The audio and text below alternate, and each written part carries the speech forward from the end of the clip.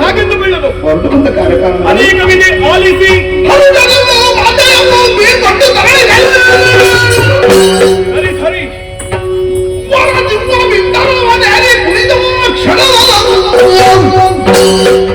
ಕರೆಸಿದಳು ನಿಜ ಪ್ರಧಾನನಾದ ಮೀನಾಕ್ಷಿ ಪರಮಾತ್ಮಿ ಬರುಣವೇ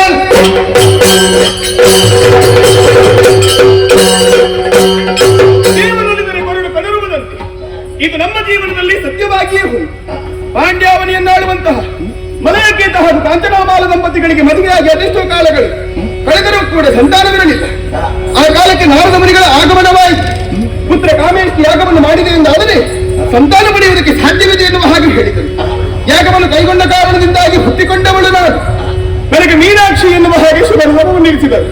ಗಿಡವೊಂದು ಬೆಳೆದು ಮರವಾಗಬೇಕಾದ ಅದಕ್ಕೆ ಬೇಕಾದದ್ದನ್ನೆಲ್ಲವನ್ನು ಒದಗಿಸಿಕೊಡಬೇಕಾದದ್ದು ಅನಿವಾರ್ಯವೇ ಹೌದು.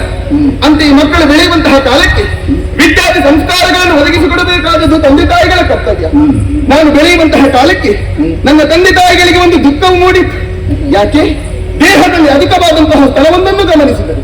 ಆ ಕಾಲಕ್ಕೆ ನಾರದರ ಆಗಮನವಾಯಿತು. ಮುಂದಕ್ಕೆ ಇವಳನ್ನು ದಿಗ್ವಿಜಯಕ್ಕೆ ಕಳುಹಿಸಿಕೊಡು. ಹೋದಂತಹ ಕಾಲಕ್ಕೆ ಯಾರೊಡನೆ ಹೋರಾಟ ಮಾಡುವಾಗ ಇರುವಂತಹ ಅಧಿಕವಾದಂತಹ ಸ್ಥಳ ಮಾಯವಾಗುತ್ತದೆ. ಅವನೇ ಇವಳನ್ನು ಮದುವೆಯಾಗುತ್ತಾರೆ ಎನ್ನುವ ಹಾಗೆ ಹೇಳಿದ್ದಾರೆ. ಹಾಗಾಗಿ ದಿಗ್ವಿಜಯಕ್ಕೆ ಹೋಗಬೇಕು. ಯಾರು ಬರಲಿ ಕರೆ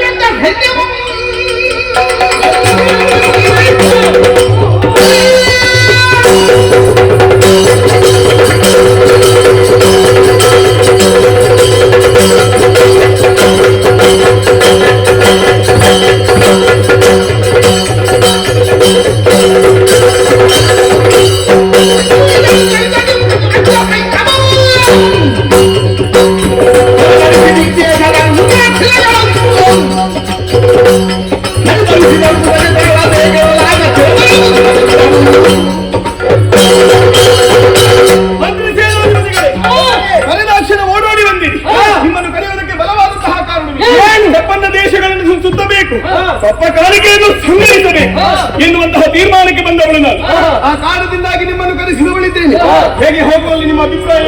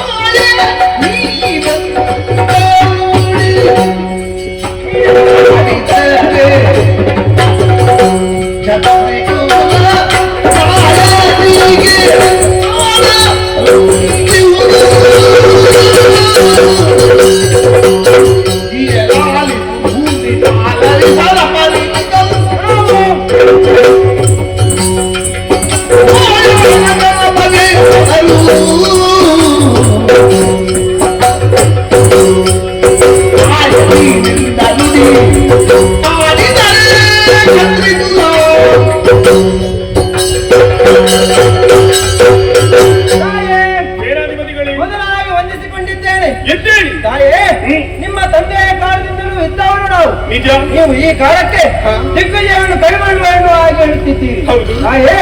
ನಿಮ್ಮ ಸದಾ ಇಂಥದ ಇಂಥದ್ದಕ್ಕೆ ಸದಾ ಕಾಲ ನಮ್ಮ ಬೆಂಬಲವು ಇದ್ದೇ ಇರುತ್ತದೆ. ಸರಿ. ಆದ್ದರಿಂದ ಈ ಕಾರ್ಯಕ್ಕೆ ನಾವು ಸಿದ್ಧರಿದ್ದೇವೆ.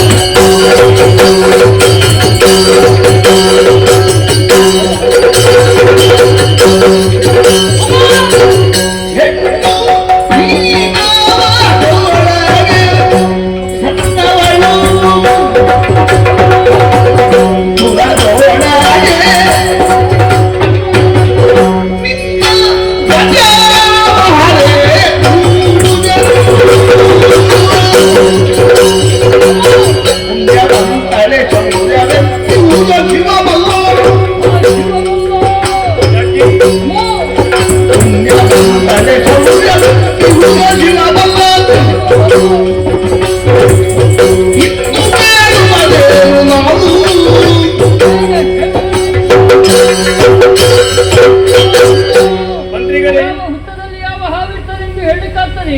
ಇಲ್ಲ. ಪರೀಕ್ಷಿಸಿ ನೋಡ್ಬೇಕಾಗ್ತದೆ. ನಿಜ. ಅಮ್ಮೋ, ಏನು? ಅದೆಷ್ಟು ವೀರರಿದ್ದಾರೆ, ಶೂರರಿದ್ದಾರೆ, ಸರಿ. ಅದೆಷ್ಟು ಹೊರಬಲಾನ್ವಿತರಿದ್ದಾರೆ. ನಮಗೆ ಅದರ ಅರಿವಿಲ್ಲ. ನೀವಿನ್ನು ಸಣ್ಣವಳು.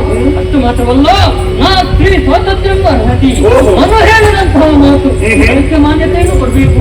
ಅಮ್ಮ, ನಿನ್ನ ಹೊಣೆಗಾರಿಕೆ ಎನ್ನುವುದು ನಮ್ಮ ಮೇಲೆ ಇದೆ. ಅದಕ್ಕೆ? ಆದ್ದರಿಂದ ಈ ಕಾರ್ಯಕ್ಕೆ ಮುನ್ನಡೆ ಇಡುವುದು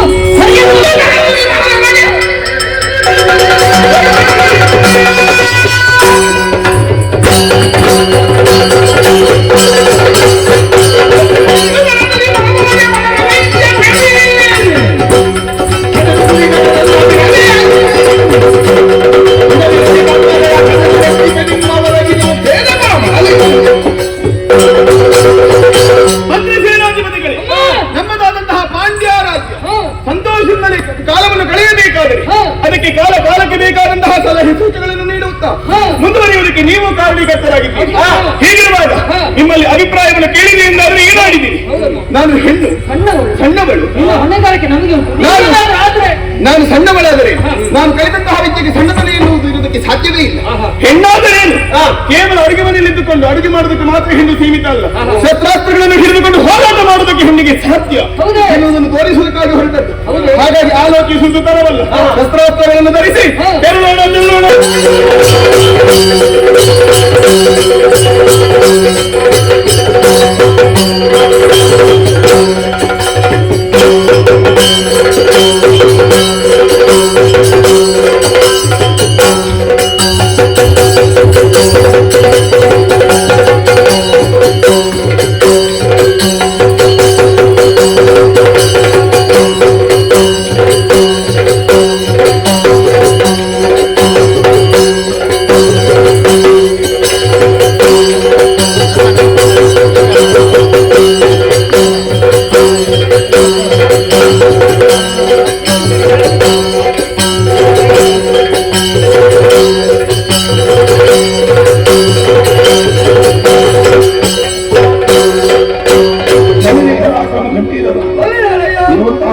ಕಾಶ್ಮೀರ ದೇಶಕ್ಕೆ ಯಾರು ಅಂತ ಕೇಳ್ತೀವಿ? ಶೂರಸೇನ ಅಂತ ಕೇಳಿದ್ದೇವೆ. ಹೊರಟು ಬಂದ ಕಾರ್ಯಕ್ರಮ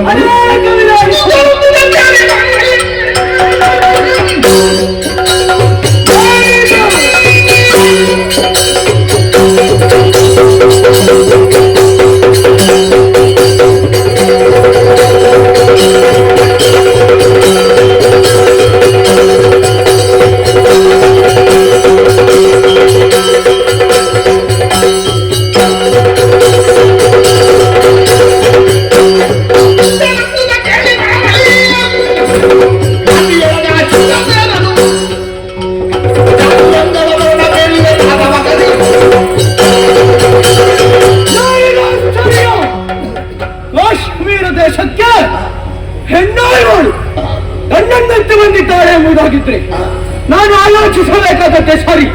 ದೂತ ಹೇಳಿದ್ದನ್ನು ಕೇಳಿ ಆಶ್ಚರ್ಯಚಕಿತನಾದೆ. ಸಿಟ್ಟು ನೆತ್ತುಗೇರುತ್ತಾ ಉಂಟು.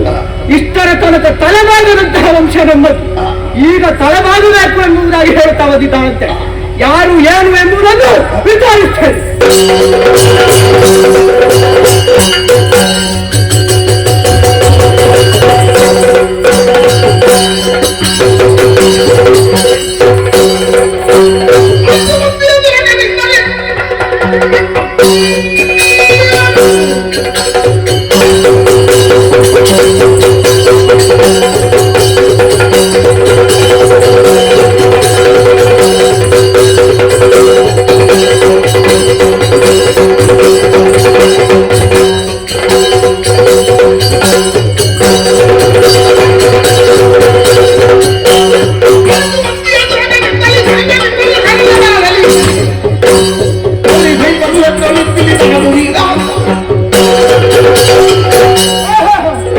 ನಿಮ್ಮನ್ನು ಕಾಣುವಾಗ ಒಂದು ಗೌರವವನ್ನು ಕೊಡಬೇಕು ಎನ್ನುವಾಗಿ ಆಗ್ತಾ ಉಂಟು.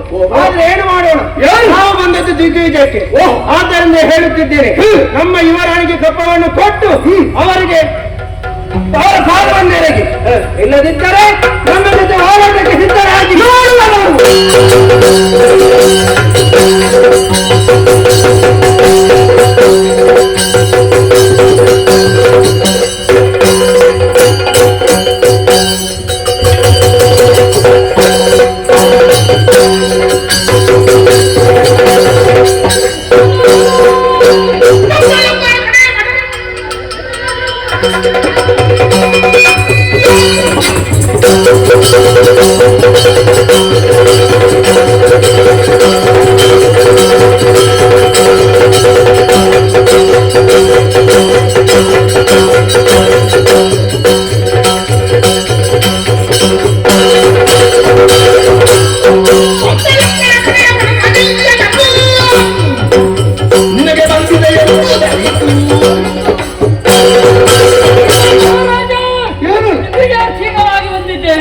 ನಮ್ಮ ಈ ಬರುವಿಕೆಗೆ ಮನ್ನಣೆಗಳುಂಟು.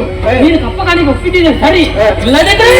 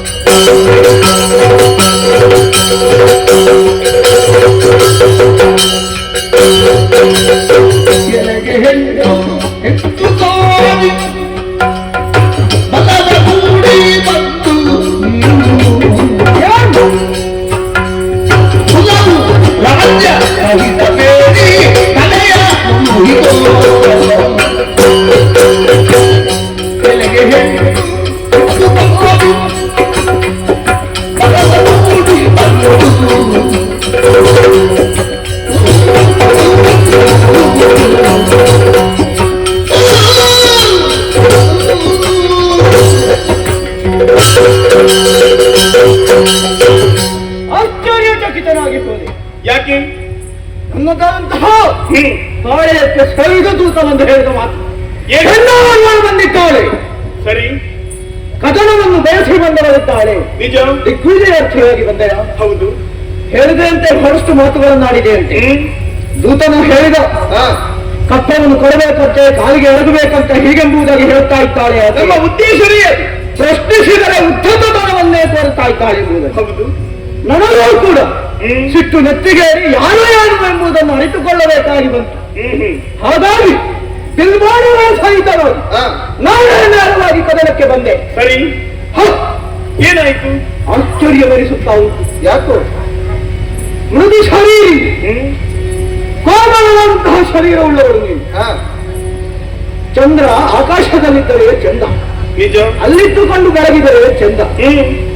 ಹೋಗುವವರ ಬರುವವರ ಮನೆಯಲ್ಲಿ ಬೆಳಗುತ್ತಾ ಇದ್ದರೆ ಅದು ಶೋಭೆಯಲ್ಲ ಚಂದ್ರನಿಗೆ. ಹಾಗಾಗಿ ಹೆಣ್ಣು ಎನ್ನುವವರು ಎಲ್ಲಿ ಇರಬೇಕು ಅಲ್ಲಿದ್ದರೆ ಚಂದ. ಏನಾಯ್ತು? ಹೀಗೆ ಬಿಲ್ಬಾಣಗಳನ್ನು ಹಿಡಿದುಕೊಂಡು ಊರೂರು ಸುತ್ತುವುದು ಚಂದವಲ್ಲ. ಈಗ ನಿನ್ನಲ್ಲಿ ಕೇಳ್ತಾ ಇದ್ದೀನಿ, ಬಲವನ್ನೆಲ್ಲವನ್ನು ನೆರವೇರಿಕೊಂಡು ಇತ್ತ ಕಡೆಗೆ ಬಂದಿದ್ದೀಯ. ನಿನ್ನದಾದಂತಹ ಹೆಸರು ಪುರ ನಿನ್ನ ವಿಳಾಸವನ್ನು ಹೇಳಿ ನಿನ್ನ ಪ್ರಾಣವನ್ನು ಉಳಿಸಿತು.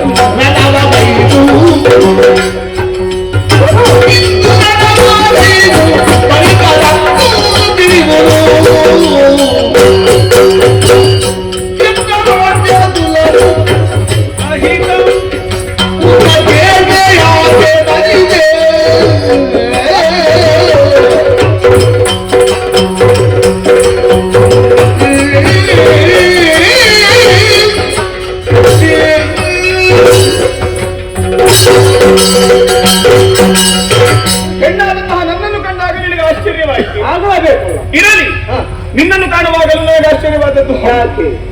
ಬಂದಂತಹ ಕಾಲದಲ್ಲಿ ಯಾರಾದರೂ ಹುತ್ತಕಾರಿಯಾದಂತಹ ಯುವಕನವರನ್ನು ನೋಡಿ ಹೋರಾಟಕ್ಕೆ ಬರ್ತಾನೆ ಎನ್ನುವಂತಹ ನಿರೀಕ್ಷೆಯಲ್ಲಿದ್ದವಳು ನಾನು. ಆದ್ರೆ ಇದು ಹಾಗಲ್ಲ. ಏನು ಗಡ್ಡ ಮೀಸೆ ಕೂದಲು ಎಲ್ಲವೂ ಹಣ್ಣಾಗಿದೆ. ಈಗ ನಾನೊಂದು ಮಾತನ್ನು ಹೇಳುವುದು. ಏನು? ನಾನು ಮುದುಕ ಎಂಬುದಾಗಿ ಗಡ್ಡ ಹಣ್ಣಾದವನು ಎಂಬುದಾಗಿ ಕ್ಷುಲ್ಲಕವಾಗಿ ಕಾಣಬೇಡ. ಮತ್ತೆ ಮುದುಕರನ್ನು ಈಗಲೂ ನಾನು ಸೆಟೆದು ನಿಂತರೆ, ಬಿಲ್ಬಾಣಗಳನ್ನು ಹಿಡಿದು ನಿಂತರೆ ಎದುರಿಸುವ ಸಾಮರ್ಥ್ಯ ಯಾರಲ್ಲಿಯೂ ಇಲ್ಲ. ಗೊತ್ತುಂಟನೆ. ಬಹುಶಃ ನಿನಗೆ ಅಧಿಕಾರದ ವ್ಯಾಮೋಹ ಚಟವಿರಬೇಕು. ಅಧಿಕಾರದ ವ್ಯಾಮೋಹ ಅಲ್ಲ, ನನ್ನದಾದಂತಹ ಸ್ಥಾನಕ್ಕೆ ಬೇಕಾದವರು ಇನ್ನೂ ತಯಾರಾಗಿಲ್ಲ. ಯಾರು ಇಲ್ಲ ಎನ್ನುವ ಕಾರಣಕ್ಕೆ ಬೇಕಾಗಿ ನೀನೇ ಹೋಗಲ್ಲ.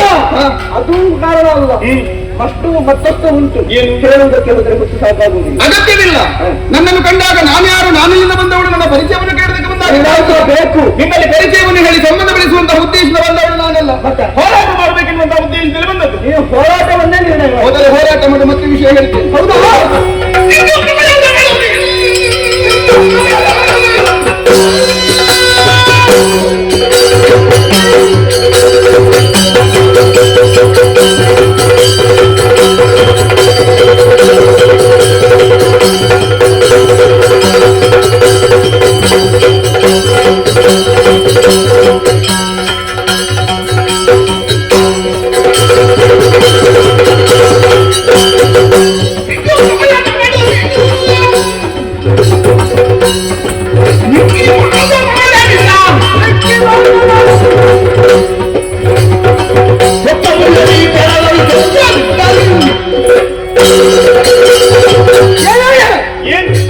ಪ್ರೀತಿಯಿಂದ, ಆದರದಿಂದ, ಸೌಮ್ಯ ಭಾಷೆಗಳಿಂದ ನಿನ್ನಲ್ಲಿ ನಾನು ಮಾತನಾಡಿದೆ. ನನಗೆ ಅಗತ್ಯವಿಲ್ಲ. ಆದರೆ ನೀನು ಅದನ್ನು ಕರೆಗೊಳಿಸಿದೆ, ನನ್ನನ್ನು ಹೀಯಾಳಿಸಿದೆಯ. ನಿಜ.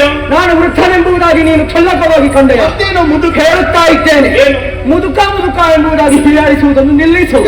ನೀನಿನ್ನು ಚಿಕ್ಕ ಪ್ರಾಯದವಳು. ಹೌದು. ಸುಮ್ಮನೆ ಕದನದಲ್ಲಿ ನೀನು ಮುಂದುವರೆದು ಬಂದ್ರೆ ನಿನ್ನ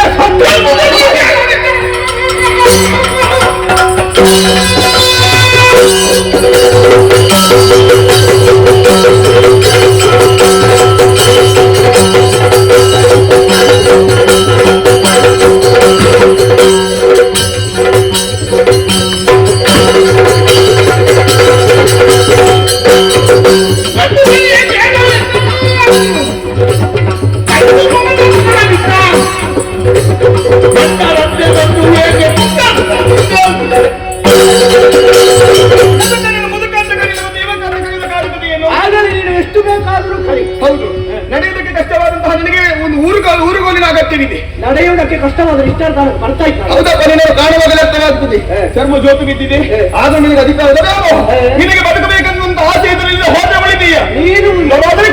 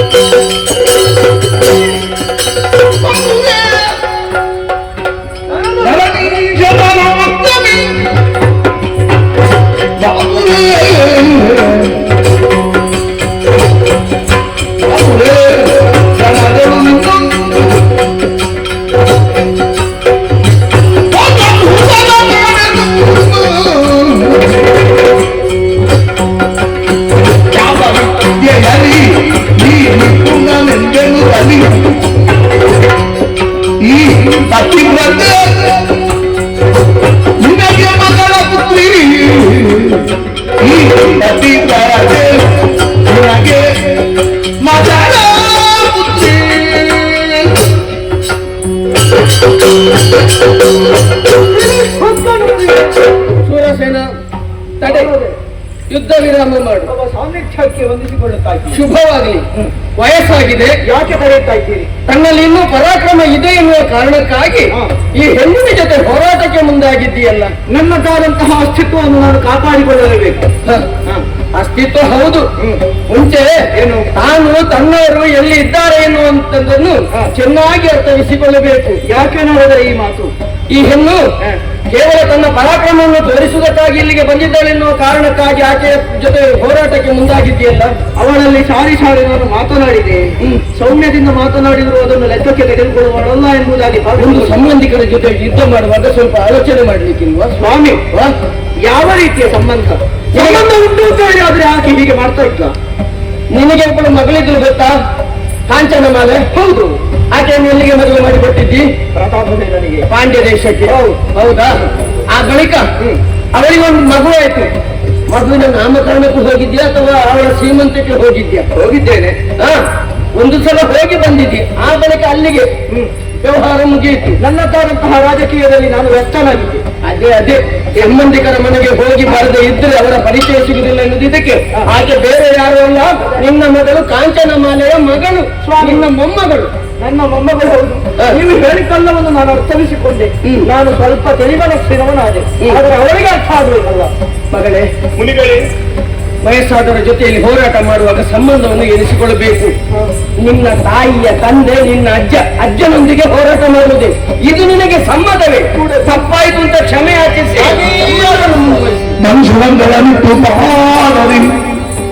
ಅಜ್ಜ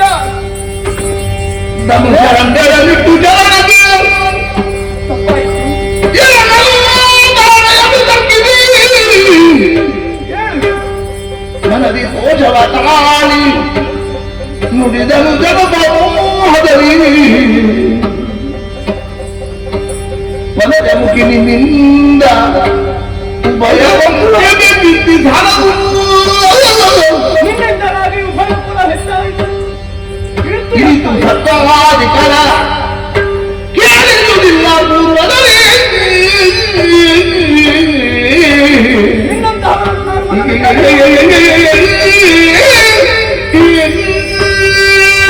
ಅಜ್ಜಯ್ಯ, ನೀವು ನನ್ನ ಅತ್ತೆ ಎನ್ನುವುದನ್ನು ತಿಳಿಯದೆ ಈ ರೀತಿಯಾಗಿ ವರ್ತಿಸಿದೆ. ನನ್ನನ್ನು ಕ್ಷಮಿಸಿಬಿಡಿ. ತಿಳಿಯದೆ ಮಾಡಿದಂತಹ ಅಪರಾಧಕ್ಕೆ ಕ್ಷಮೆಯುಂಟು. ಮಗಳೇ, ಬಹಳಷ್ಟು ಸಂತೋಷವಾಗುತ್ತಾ ಉಂಟು.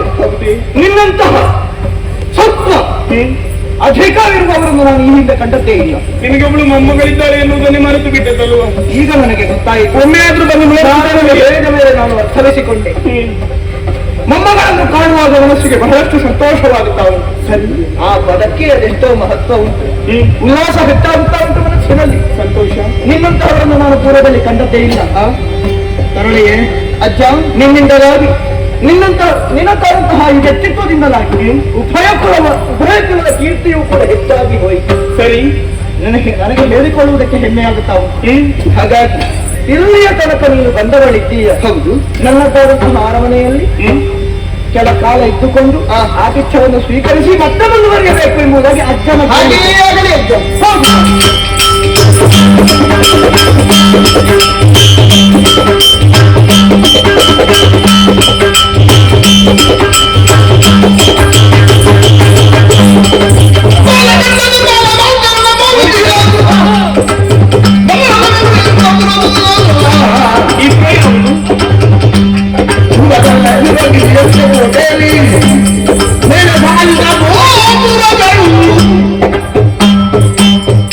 ಮಂತ್ರಿ ಸೇನಾಧಿಪತಿಗಳಿಗೆ ಅಜ್ಜನ ಮನೆಯಲ್ಲಿ 3 ದಿವಸ ಇದ್ದೇವೆ. ಹೌದು, ದಿನಗಳು ಉರುಳಿದ್ದೇ ಗೊತ್ತಾಗದೆ ಹಾ. ದಿಗ್ವಿಜಯ ಪೂರ್ಣಗೊಳಿಸಬೇಕೆನ್ನುವಂತ ಉದ್ದೇಶದಿಂದ ಹೊರಟು ಬಂದಂತಹ ನಮಗೆ ನೋಡಿದ್ದೀರಾ, ದೂರದಲ್ಲಿ ಒಂದು ಪುರ ಕಾಣಿಸುತ್ತಾ ಇದೆ. ಕಾಲ ವಾಸ್ತವವನ್ನು ಹೋಲುವಂತಹ ಈ ಪುರ ಶೂಲದರು ನಡೆಸಿರುವಂತಹ ಕ್ಷೇತ್ರ ಎನ್ನುವ ಹಾಗೆ ಭಾಸವಾಗುತ್ತಾ ಇದೆ. ಈ ಪುರ ಯಾವುದಿರುವುದು ನಿಮಗೆ ತಿಳಿದಿದೆ?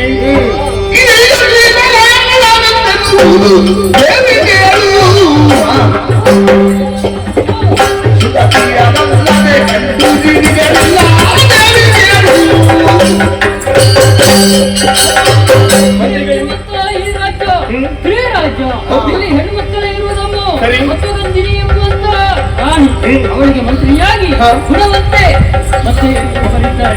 ಇನ್ನು ಅಷ್ಟು ಮಾತ್ರವೇ ಇಲ್ಲಿ ಒಂದು ವಿಶೇಷವಾದ ವರ ಉಂಟಮ್ಮ. ಈಶನ ಅನುಗ್ರಹದಿಂದ 2 ಫಲ ಉಂಟು. ಒಂದರಲ್ಲಿ ಮಲಗಿದ್ರೆ ಗಂಡು ಹೆಣ್ಣಾಗ್ತಾನೆ, ಇನ್ನೊಂದರಲ್ಲಿ ಹೆಣ್ಣು ಮಲಗಿದ್ರೆ ಗಂಡಾಗ್ತಾರೆ. ಹೌದಮ್ಮ. ಮಾತ್ರವಲ್ಲ, ಅಲ್ಲಲ್ಲಿ ನೋಡು ಚಿತ್ರಪಟ, ಅಲ್ಲಿ ಪುರುಷ ದ್ವೇಷಿಗಳು, ಅನಾಚಾರಿಗಳು ಮಾಟ ಮಂತ್ರ ಮಾರಣ ಮಾಡ್ತಾರೆ. ನೋಡು ಅಲ್ಲಲ್ಲಿ ಬಲಿ ಕೊಟ್ಟಿದೆ ಎಂಬುದಾಗಿದ್ರೆ ಇವರು ದುಷ್ಟರಮ್ಮ, ದುಷ್ಟರು.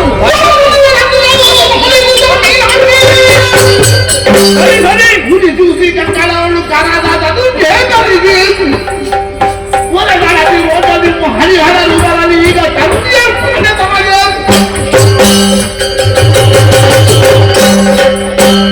ಈ ರಾಜ್ಯವನ್ನು ಕಟ್ಟಿಕೊಂಡು ಅಹಂಕಾರದ ಮೆರೆಯುವಂತಹ ಈ ಹೆಣ್ಣು ಮಕ್ಕಳ ಗರ್ಭವನ್ನು ಮರೆಯಲೇಬೇಕು. ಅವಕಾಶ ಸಲ್ಲದು.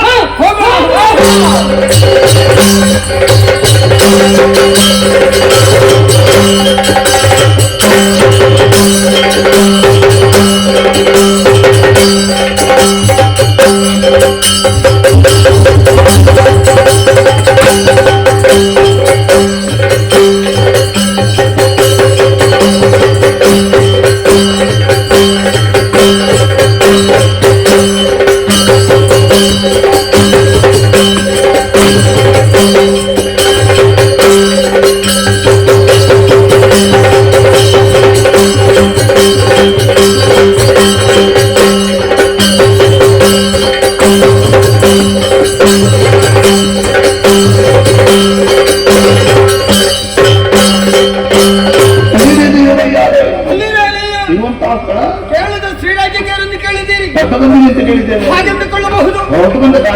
ಅನೇಕ ವಿಧವಾದ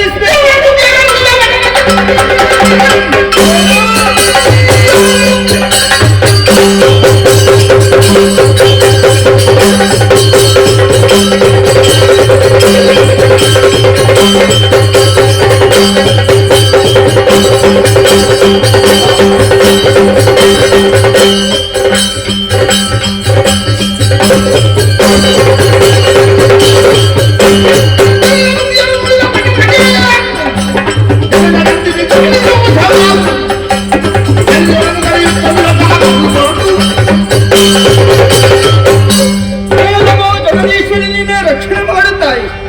ಕೇರಳದ ಶ್ರೀರಾಜ್ಯವಿದೆ. ಗಂಡಸರಷ್ಟೇ ಸಮಾನವಾಗಿ ಹೆಂಗಸರು ಇದ್ದಾರೆ ಅನ್ನುವ ಹಾಗೆ ತೋರಿಸಿಕೊಳ್ಳಬೇಕನ್ನುವಂತಹ ನಿಲುಮೆಯಿಂದ ಈ ಕೇರಳದ ಒಂದು ಭಾಗದಲ್ಲಿ ಶ್ರೀರಾಜ್ಯವನ್ನು ಕಟ್ಟಿದೆ. ಹಬ್ಬಗಂದಿನಿ ಅನ್ನುವಂತಹ ನಿಲುಮೆಯಿಂದ ಆ ನಾಮಧೇಯದಿಂದ ನಾನು ಆರಾಧಿಸ್ತಾ ಇದ್ದೀನಿ. ರಾಜ್ಯದಲ್ಲಿ ಯಾವುದೇ ಒಂದು ಕೊರತೆಗಳು ಇಲ್ಲಿ ತನಕ ಬಂದದ್ದಿಲ್ಲ. ಆದ್ರೆ ಈ ಹೊತ್ತಿನಲ್ಲಿ ಅದೇನೋ ವಿಚಿತ್ರವಾದಂತಹ ಒಂದು ಸುದ್ದಿಯನ್ನು ಕೇಳುತ್ತಾ ಇದ್ದೆ. ಯಾವಳ ಒಬ್ಬ ಆಕೆ ಮೀನಾಕ್ಷಿ ಎಂಬವಳು ನಮ್ಮ ರಾಜ್ಯಕ್ಕೆ ಮುತ್ತಿಗೆಯನ್ನು ಇಟ್ಟಿದ್ದಾಳಂತೆ, ದಿಗ್ವಿಜಯಕ್ಕಾಗಿ. ಆದ್ದರಿಂದ ತಡ ಮಾಡುವುದಿಲ್ಲ. ಸೇನಾ ನಾಯಕಿಯಾದಂತಹ ಸೇನಾ ನಾಯಕಿಯನ್ನು ಹಾಗೂ ಸೇನೆಯನ್ನು ಕೂಡಿಕೊಂಡು ನಡೆಯಬೇಕಾಗಿದೆ.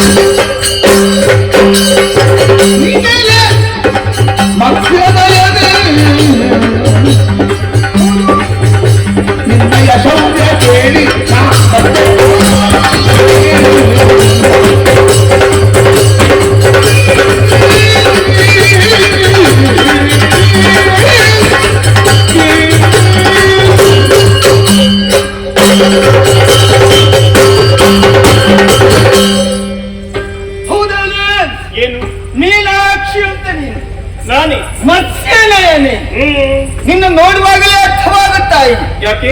ಆದರೆ ನಿನ್ನಂತಹ ಸಾಮರ್ಥ್ಯ ಆ ಪೌರುಷ ಏನಿದೆಯೋ ಅದನ್ನು ಚೆನ್ನಾಗಿ ತಿಳಿದುಕೊಂಡವಳು ನಾನು. ಸಂತೋಷ. ದಿಗ್ವಿಜಯನ್ನು ಸಾಧಿಸಬೇಕಿರುವಂತಹ ನಿರ್ಣಯದಿಂದ ನಮ್ಮ ಈ ಸ್ತ್ರೀ ರಾಜ್ಯಕ್ಕೆ ಪ್ರವೇಶ ಮಾಡಿದವಳು. ಹೌದು. ಅನೇಕ ಸೇನೆಯನ್ನು ಕೂಡಿಕೊಂಡು ಬಂದಿದ್ಯ. ಹಾಗೆ ನನ್ನಲ್ಲಿರುವಂತಹ ಸೇನಾ ನಾಯಕಿಯರನ್ನು ಹೆದರಿಸುತ್ತ ಮುಂದುವರಿದವಳು ನೀನೆ. ಎಲ್ಲ ಸೋತು ಓಡಿ ಹೋಗಿದ್ದಾರೆ. ಅಂತಹ ಪೌರುಷ ನಿನ್ನಲ್ಲಿ ಇದೆಯೇನೆ? ಅದನ್ನು ನನಗೊಮ್ಮೆ ನೋಡಬೇಕು ಅನ್ನುವಂತಹ ಹಂಬಲ ನನಗೆ. ಪೌರುಷ ಇದ್ರೆ ನನ್ನಲ್ಲಿ ತೋರಿಸಬೇಕು.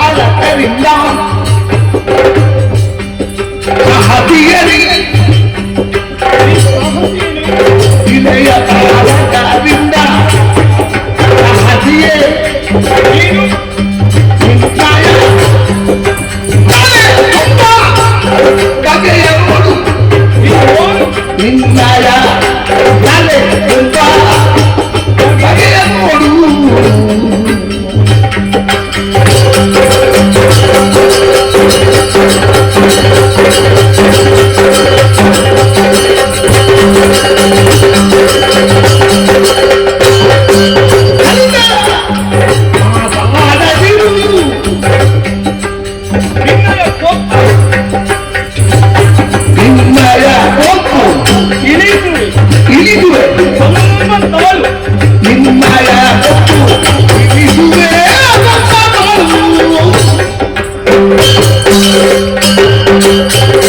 ಹೌದೇನೆ ಏನು ಏನು ಕಲಿತದ್ದನ್ನು ಬಂದು ನನ್ನ ಮುಂದೆ ಮಾತಾಡುವ ನೀನು ಖಂಡಿತ ಕಲ್ತು ಬಂದದ್ದಲ್ಲ ನಾನು. ಹಾ, ಹಾಗೆ ಮೋಸವಾಗುತ್ತಾ ಇದೆ. ಯಾಕೆ ನಿನ್ನಲ್ಲಿ ಹೋರಾಟಕ್ಕೆ ಬಂದಂತಹ ನನ್ನನ್ನು ಕಂಡು ಹೆಣ್ಣು ಮಕ್ಕಳನ್ನು ಓದಿಸಿದೆ ಎನ್ನುವ ಹಾಗೆ ಹೇಳಕ್ಕೆ ಹೊರಟಿದ್ದೇನೆ ನೀನು. ಮತ್ತೆ ಎಲ್ವೇನು? ಬಂದದ್ದೇ ಯುದ್ಧ ಆಕಾಂಕ್ಷಿಯಾಗಿ. ಹಾಗಾಗಿ ಎದುರಾಗಿ ಬಂದಂತಹ ನಿಮ್ಮ ಸ್ತ್ರೀ ರಾಜ್ಯದ ಹೆಣ್ಣು ಮಕ್ಕಳೆಲ್ಲರನ್ನು ಓಡಿಸಿದ್ದು ಹೌದು. ಹೇಗೆ ಹೇಗೆ? ಯುದ್ಧ ಮುಖೇನ ಅವರನ್ನು ಸೋಲಿಸಿದೆ. ಆ ಮೂಲಕವಾಗಿ ಮುಖ ಧರಿಸುವುದಕ್ಕೆ ನಾಚಿಕೆಯಾಗಿ ಓಡಿ ಹೋದ. ಏನು ಹೆಣ್ಣು ಮಕ್ಕಳು ಓಡಿದ್ರೆ ಎನ್ನುವ ಕಾರಣಕ್ಕೆ ಬೇಕಾಗಿ ನನ್ನೊಡನೆ ಹೋರಾಟ ಮಾಡುವುದಕ್ಕೆ ನಿನ್ನಿಂದ ಸಾಧ್ಯವಾಗುತ್ತದೆ ಎನ್ನುವ ಹಾಗೆ ತಿಳಿದು ಹೋರಾಟಕ್ಕೆ ಮುಂದುವರೆದು ಬಂದೆ. ಏನು ಹೌದು, ಏನು ಸಣ್ಣವಳು ಎನ್ನುವ ಹಾಗೆ ಭಾವಿಸಿಕೊಂಡೆ. ನನ್ನಲ್ಲಿ ಪರಾಕ್ರಮ ಇದ್ದ ಕಾರಣದಿಂದಾಗಿ ನಿನ್ನೊಡನೆ ಹೋರಾಟ ಮಾಡಬೇಕಾಗಿ ಬಂದವಳು ನಾನು. ಪರಾಕ್ರಮ? ಹೌದಮ್ಮ. ನಿಮ್ಮಲ್ಲಿ ಏನು ಪರಾಕ್ರಮವನ್ನು ಎಸಗಿದೆ? ಏನು ತೋರಿಸಿಬಿಟ್ಟೆ ನಿನ್ನ ಸಾಮರ್ಥ್ಯ? ನಿನ್ನದಾದಂತಹ ಸ್ತ್ರೀ ರಾಜ್ಯವನ್ನು ಪ್ರವೇಶಿಸುವ ಮೊದಲು ಅದೆಷ್ಟೋ ರಾಜ್ಯವನ್ನು ಪ್ರವೇಶಿಸಿದವಳು ನಾನು. ತಾವೇ ತಾವಾಗಿ ಮೆರೆದಾಡಿದಂತಹ ಕೆಲವು ಅರಸು ವೀರರೆಲ್ಲರೂ ಕೂಡ ನನ್ನೊಡನೆ ಹೋರಾಟಕ್ಕೆ ಬಂದರು. ಪರಿಣಾಮವಾಗಿ ಸೋತು ಕಪ್ಪ ಕಾಣಿಕೆಯನ್ನು ಕೊಟ್ಟು ಶರಣಾಗಿ ಓಡಿ ಹೋದವರಿದ್ದಾರೆ. ಹೀಗಿರುವಾಗ ಅಂತಹ ಪುರುಷರೇ ಸೋತಿದ್ದಾರೆ. ನೀನೇನೆ ಕೊಪ್ಪಿನಿಂದ ಮಾತಾಡುವುದಕ್ಕೆ ಮುಂದುವರೆದೆ ಎಂದಾದರೆ ಸ್ವಲ್ಪ ಹೊತ್ತಿನಲ್ಲಿ ನಿನ್ನ ಕೊಪ್ಪನ್ನು ಇಳಿಸುತ್ತೇನೆ.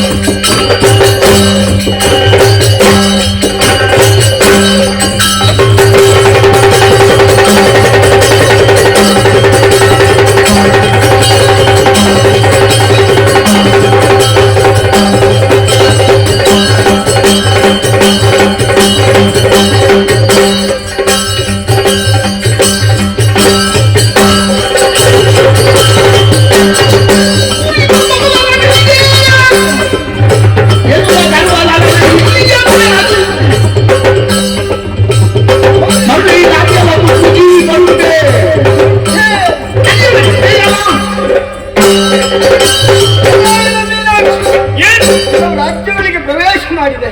ಅಲ್ಲಿರುವಂತ ರಾಜರನ್ನು ನಿನ್ನದಾದ ಪೌರುಷದಿಂದ ಗೆದ್ದಿದ್ದೇನೆ ಅನ್ನೋ ಹಾಗೆ ಹೇಳುತ್ತಾ ಇದ್ದೆ. ಹೌದು, ನಿನ್ನ ಸಾಮರ್ಥ್ಯದಿಂದ ಗೆದ್ದದ್ದಲ್ಲ. ಮತ್ತೇನೆ ಅವರು ಕುರಿಗಳಿಗೆ ಸಮಾನ.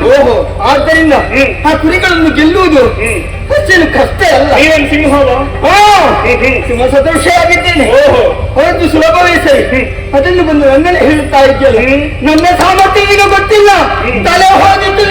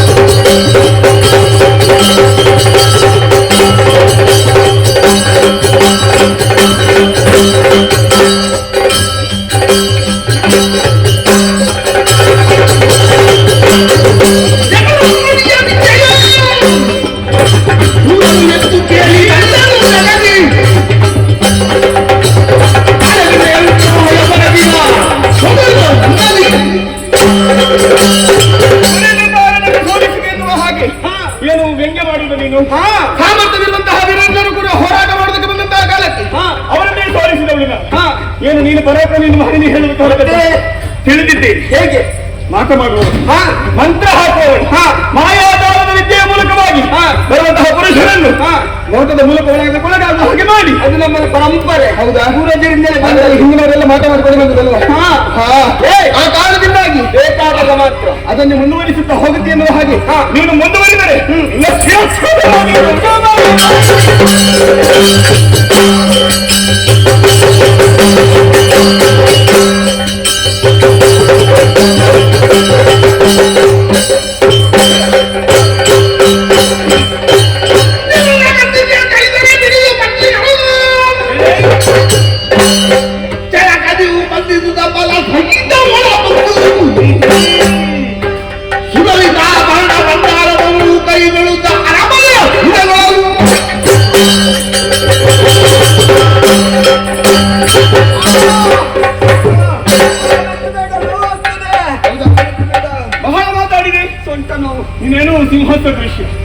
ನನ್ನಲ್ಲಿ ಸೋತವರೆಲ್ಲರೂ ಪುರಿ ಸದೃಶ. ಈಗ ಮಾತು ಬಂದು ಹೋದದ್ದು ಬರುವ ಮೊದಲು ಆಲೋಚಿಸಬೇಕಾಗುತ್ತದೆ. ಏನು ಇಲ್ಲಿಯ ತನಕ ನೀನೇ ಶ್ರೇಷ್ಠ, ನೀನೇ ಪರಾಕ್ರಮಣಿ ಎನ್ನುವಂತಹ ಮತದಲ್ಲಿ ವರ್ತಿಸಿದಂತಹ ನೀನಿಂದು ನನ್ನೊಡನೆ ಸೋತು ಶರಣಾಗಿ ಇನ್ನೂ ಏನಾದ್ರೂ ಮಾಡಿದ್ರೆ ಬಿಟ್ಟು ಅಂತ ಭಾವಿಸಿಕೊಂಡದ್ದು.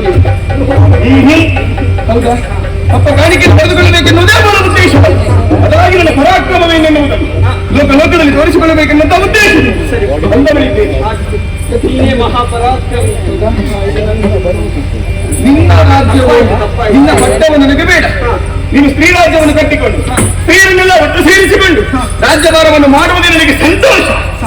ಆದರೆ ಇನ್ನು ಮುಂದಕ್ಕೆ ಮಾತಮಂತ್ರ ಮಾಡುವುದನ್ನು ಬಿಡಬೇಕು. ಅದು ಮಾಡದೆ ಸ್ವತಂತ್ರವಾಗಿ ಸ್ತ್ರೀ ರಾಜ್ಯವನ್ನು ಆಳಿಕೊಂಡು ಬಂದೆಂದಾದರೆ ಖಂಡಿತವಾಗಿ ನಿಮಗೆ ಗಂಗ ಒಳಗೆ ನಾನಿದ್ದೇನೆ. ನಿನ್ನ ಅಪ್ಪನಿಲ್ಲದೆ ಏನೂ ಹಾಗೆಯೇ ಹಾಗೆ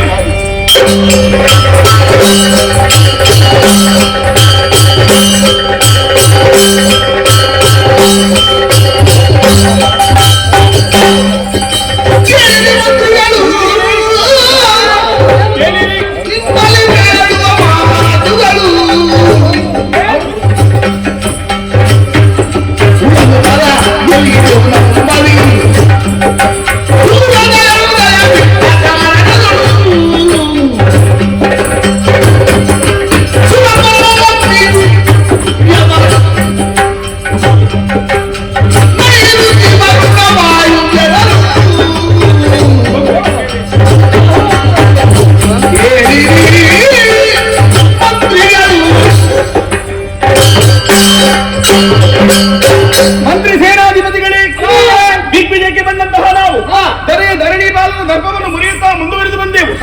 ನನಗೆ ಸಹಕಾರಿಯಾಗಿ ನೀವಿದ್ದದ್ದು ಸಂತೋಷವೇ ಹೌದು. ಕೇವಲ ಮೂಲಕದಲ್ಲಿ ನಮ್ಮ ಪರಾಕ್ರಮವನ್ನು ತೋರಿಸಿದರೆ ಸಾಕಾಗುವುದಿಲ್ಲ. ಮತ್ತೆ ನಾನೊಂದು ಸಂಕಲ್ಪ ಮಾಡಿಕೊಂಡಿದ್ದೇನೆ.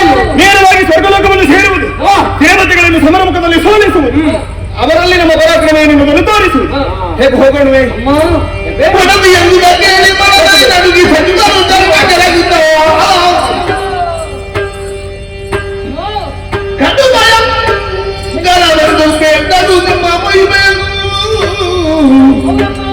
ಏನು ಒಡತಿ ಎಂದು ಕೇಳಿ ಮನದಲ್ಲಿ ನಡುಗಿ ಸಚಿವರು ಮಂತ್ರಿ ಭಯಂಕರ. ಏನ್ ಮಾಡೋಣ ಹೇಳಿ? ಏನಾಯ್ತು? 3 ಮೂರ್ತಿಗಳು ಇಂದ್ರನಿಗಿತ್ತಂತ ಸ್ವರ್ಗಲೋಕ, 3 ಲೋಕದ ಪಾರುಪತ್ಯವನ್ನು ಕಟ್ಟಿದ್ದಾರೆ. ನಿಜ. ಲೋಕ ಕಲ್ಯಾಣಾರ್ಥವಾಗಿ ದುಡಿಯುವವ. ಇರಲಿ. ಇದರಲ್ಲಿ ನಾವು ಹಸ್ತಕ್ಷೇಪ ಮಾಡುವ ಹಾಗಿಲ್ಲ, ಅದು ಪಾರಲೌಕಿಕವಾದದ್ದು. ಹೀಗೆ ನಾವು ಹಸ್ತಕ್ಷೇಪ ಮಾಡಿದ ಅಂತಾದ್ರೆ ಅಸುರರಿಗೂ ನಮ್ಮದು ವ್ಯತ್ಯಾಸ ಏನುಂಟಮ್ಮ? 3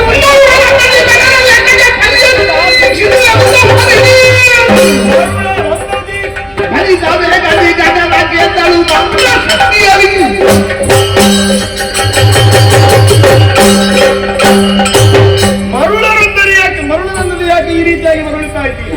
ಸರಿಯಲ್ಲ, ಸರಿಯಲ್ಲ. ದೇವಲೋಕದಲ್ಲಿ ದೇವೇಂದ್ರನಲ್ಲಿ ನನ್ನ ಪರಾಕ್ರಮ ಏನೆನ್ನುವುದನ್ನು ತೋರಿಸಬೇಕೆನ್ನುವಂತಹ ಉದ್ದೇಶ ಹೊಂದಿದವಳು ನಾನು. ಆದ್ರೆ ನೀವು ಬರುವುದಿಲ್ಲವೇ? ನೀವು ಬಾರದಿದ್ದೇನು? ಸಾಕಾಗುವುದಿಲ್ಲ, ನನಗಿದು ಸಾಕಾಗುವುದಿಲ್ಲ. ಹಾಗಾಗಿ ನೀವು ಬಾರದೇ ಇದ್ದರೂ ನಿಮ್ಮನ್ನು ಉಳಿದು ನೇರವಾಗಿ ದೇವಲೋಕವನ್ನು ಸೇರಿಕೊಳ್ಳುತ್ತೇವೆ.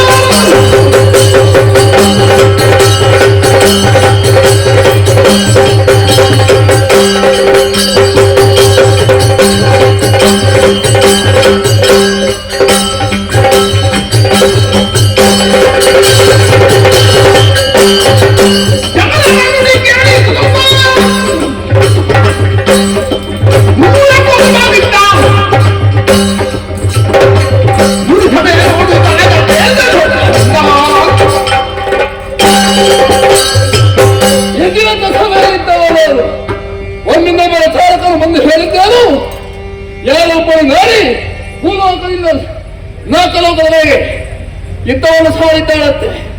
ಅವಳನ್ನು ಎದುರಿಸಬೇಕಾಗಿದೆ. ಹಾಗೆಂದ ಹೋದಕ್ಕೆ ನಾನೇ ಹೋಗುವುದಲ್ಲ, ನಮ್ಮವರು ಇದ್ದಾರಲ್ಲ ಬಲ್ಲಿ ಹೋಗಿ.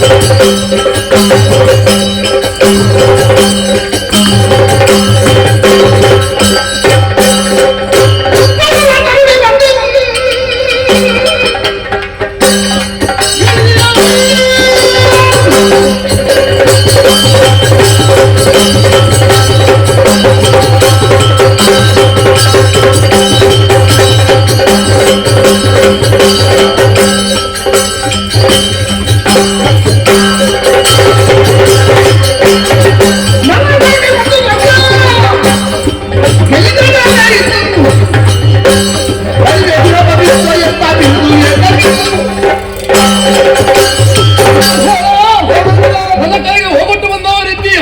ಅದಕ್ಕೆ ಒಂದು ಕಾರಣ ಉಂಟು. ಭೂಲೋಕದಿಂದ ನಾರಿಯವಳದ ಆಗಮನವಾಗಿದೆ. ಯಾಕೆ ಬಂದಿದ್ದಾಳೆ, ಎಡಕ್ಕೆ ಬಂದಿದ್ದಾಳೆ ಎಂಬುದು ತಿಳಿಯುತ್ತಾ ಇಲ್ಲ. ಅವಳನ್ನು ವಿಚಾರಿಸಬೇಕಾಗಿದೆ.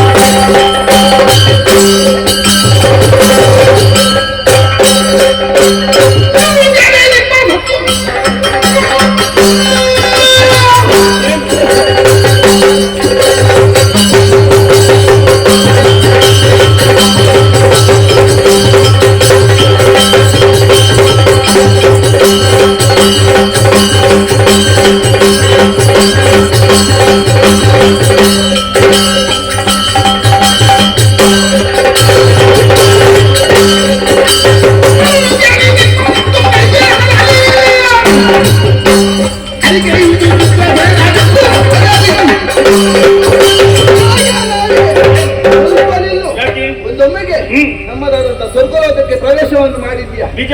ಮಾಡಿದ್ದು ತಪ್ಪು ಅಲ್ಲ. ಇಷ್ಟರವರೆಗೆ ಯಾರು ಹೆಣ್ಮಕ್ಳು ಪ್ರವೇಶ ಮಾಡಲಿಲ್ಲ, ಅದಕ್ಕೆ ಬಂದದ್ದು. ಆದರೆ ಇಷ್ಟು ಹೆಣ್ಮಕ್ಳನ್ನು ಕಂಡಿದ್ದೇನೆ. ಎಲ್ಲಿ?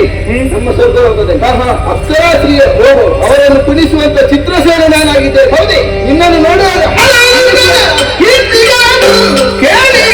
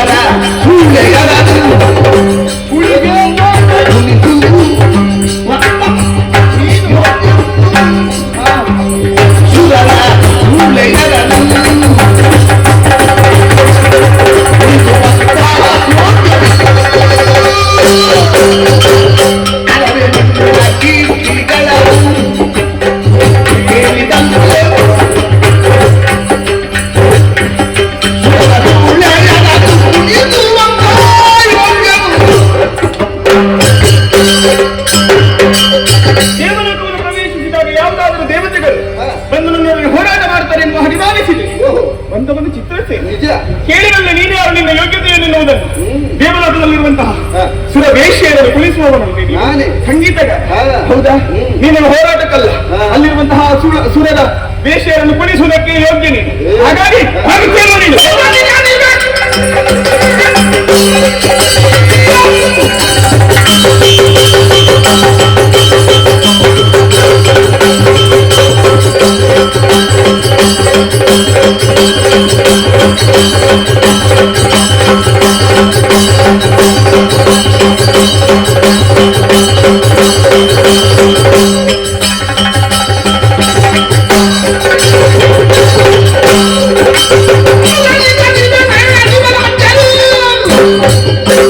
ಮೋದದಿಂದ ದುರ್ಯ ದೇವಿಯ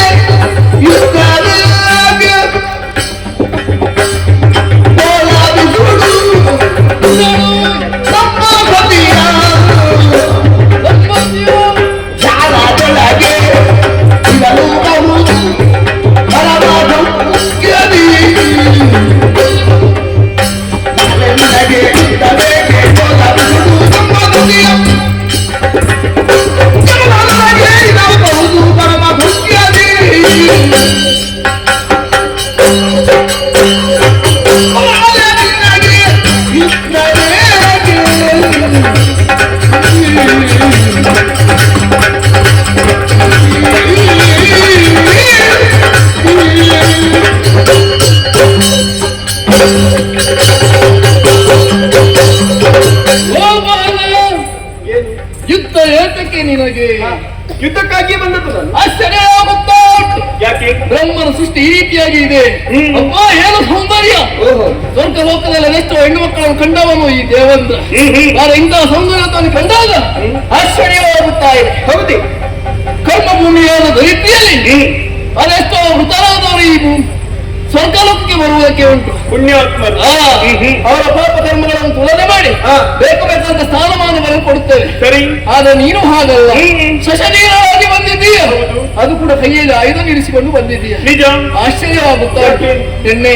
ಏನು? ನಾನೊಂದು ಹೇಳಿದೆ, ಕೈಯಲ್ಲಿರುವ ಆಯುಧ ಬಿಸಾಡಿ ನಮ್ಮಲ್ಲಿ ಅದೆಷ್ಟೋ ಹೆಸರ ನಾರಿಯರಿದ್ದಾರೆ. ಅವರಲ್ಲಿ ಒಬ್ಬರಾಗಿ ಅಲ್ಲ, ಅವರಿಗೆ ತಗ್ಗ ಬಂಕೆಯಲ್ಲಿ ನಿನಗೆ ಸ್ಥಾನವನ್ನು ಕೊಡುತ್ತೇನೆ. ನಮ್ಮಲ್ಲಿ ನಮ್ಮಲ್ಲಿ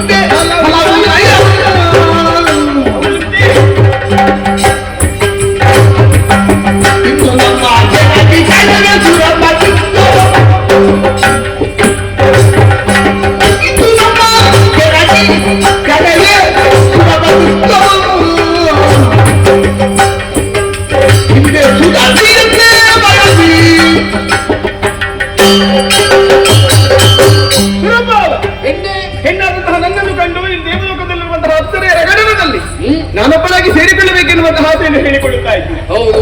ಹೆಣ್ಣು ಹುಚ್ಚ ನೀನೇ ನಿನ್ನ ಬಗ್ಗೆ ಏನು ತಿಳಿಯದವಳು ಎನ್ನುವ ಹಾಗೆ ನಾನು ಭಾವಿಸಿಕೊಂಡದ್ದೇನು? ಏನು ತಿಳಿದಿದೆ? ಈ ಹಿಂದೆ ಸುರತಿಯಾದಂತಹ ಆ ಗೌತಮನ ಮಡದಿಯಾದಂತಹ ಅಹಲ್ಯೆಯನ್ನು ಬಯಸಿ ಆ ಮೂಲಕವಾಗಿ ಶಾಪವನ್ನು ಹೊಂದಿದವನಲ್ಲವೇನೋ ನೀನು. ಅಹಲ್ಯ ಜಾರ ಯಾವುದನ್ನು ಬಯಸಿದೆಯೋ ಅದೇ ನಿನ್ನ ದೇಹದಲ್ಲಿ ಕಾಣಿಸಿಕೊಳ್ಳಲಿ ಎನ್ನುವ ಹಾಗೆ ಮೈಗಣ್ಣೆ ಎನ್ನುವಂತಹ ಬಿರುದನ್ನು ಪಡೆದುಕೊಂಡವ ನೀನಲ್ವೇನು? ಭೂಲೋಕದ ಕಥೆಯ ಭೂಲೋಕದಲ್ಲಿ ನನ್ನಲ್ಲಿ ಹೇಳುತ್ತಾ ಇದ್ದೆ. ನಿನ್ನ ಕಥೆಯ ಭೂಲೋಕದಲ್ಲಿ ಎಲ್ಲರಿಗೂ ತಿಳಿದಿದೆ. ಆ ಕಾರಣದಿಂದಾಗಿ ಅದನ್ನೇ ಹೇಳಬೇಕು ಹೊರಟದ್ದು ನಾನು. ಹೆಣ್ಣು ಹುಚ್ಚ ತನ್ನನ್ನು ಕಂಡು ನಿನಗೆ ಬೇಕೆನ್ನುವಂತಹ ಮನಸ್ಸಾಗುತ್ತದಲ್ವಾ? ನಿನ್ನೆರಡನೇ ಹೋರಾಟಕ್ಕೆ ಬಂದದ್ದು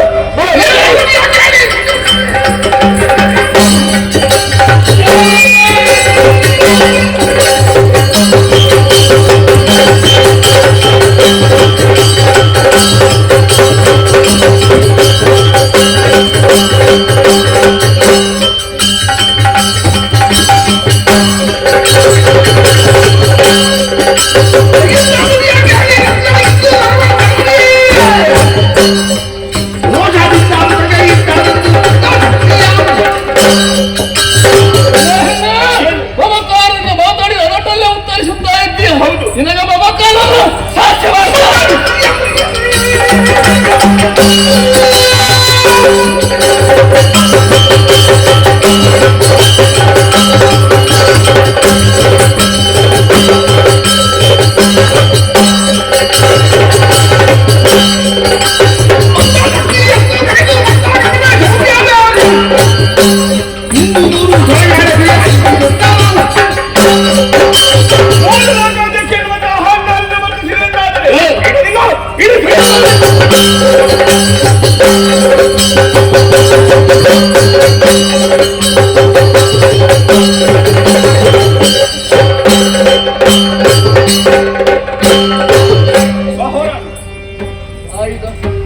ಏನು ಹಿಡಿಯುವುದಕ್ಕಾಗುವುದಿಲ್ಲ ನಿನಗೆ?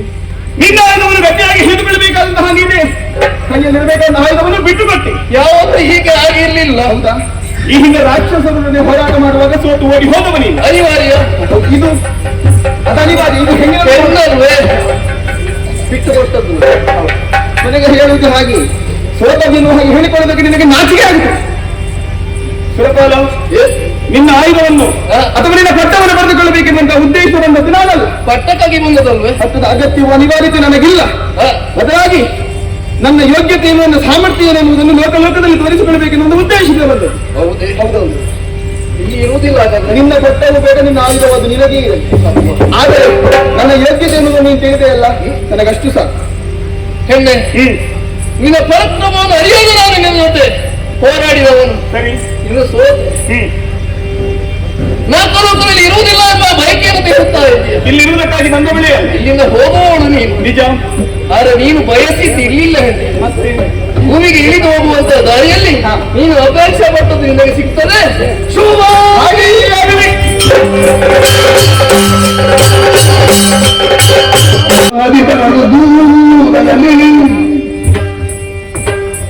ಚೆಲುವಿನಿಂದ ಬೆಳಗು ಕೈಗೊಂಡಿದಳು ಏನಿದು? ಶತಪಥ ಶತಾಶದಂತೆ ಜೋಡಿಸುವಳು ಅತಿಶಯದಿ ನೆಲೆಸಿದ್ದ ಬಹಳವೂ ಜಾತಿ ಹತ್ಯೆಗಳಂತೆ ಶಾಲೆಗಳು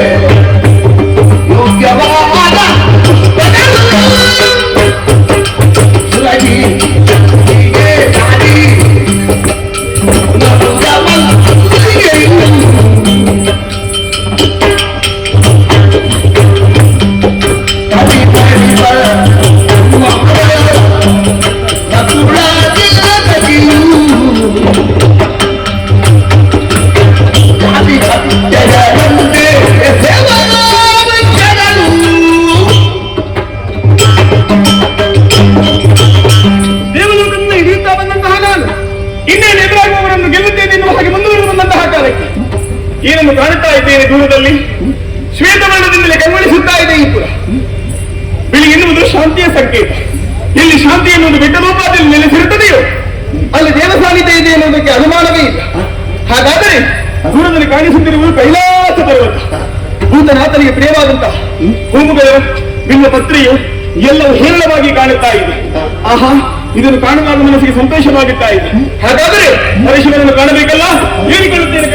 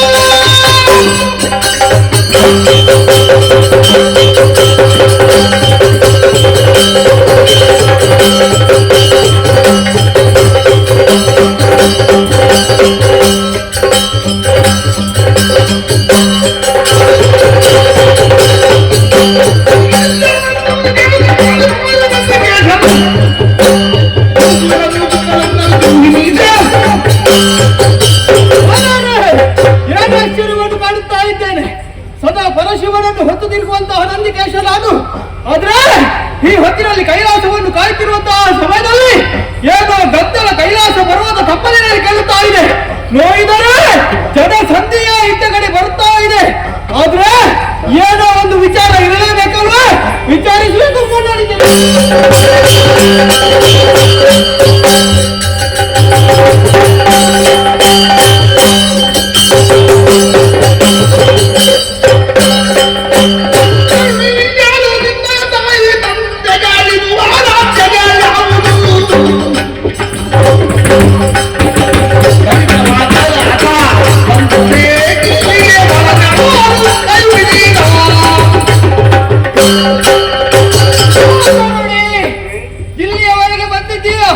ನಿನ್ನನ್ನು ಪ್ರಶ್ನೆ ಮಾಡಬೇಕಾದುದು ನನ್ನ ಕರ್ತವ್ಯವೇ ಸರಿ. ಆದ್ದರಿಂದ ಕೇಳುತ್ತಾ ಇದ್ದೇನೆ, ನೀನು ಯಾವ ದೇಶದವಳು? ನಿನ್ನನ್ನು ಹೆತ್ತವರು ಯಾರು? ಕೈ ಬಿಡಿದಂತಹ ಗಂಡನ ಯಾರು? ಎಲ್ಲ ವಿಚಾರವನ್ನು ನನ್ನಲ್ಲಿ ಹೇಳುವೆಯೋ?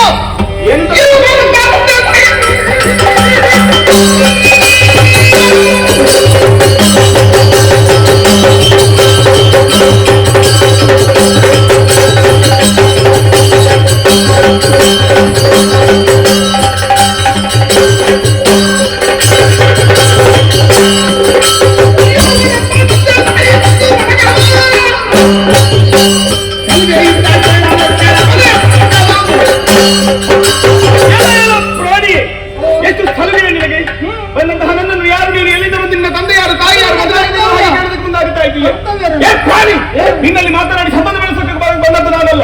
ನಿನ್ನ ಅಪ್ಪನಿಂದ ನಮ್ಮಲ್ಲಿ ಬರುವುದಕ್ಕೆ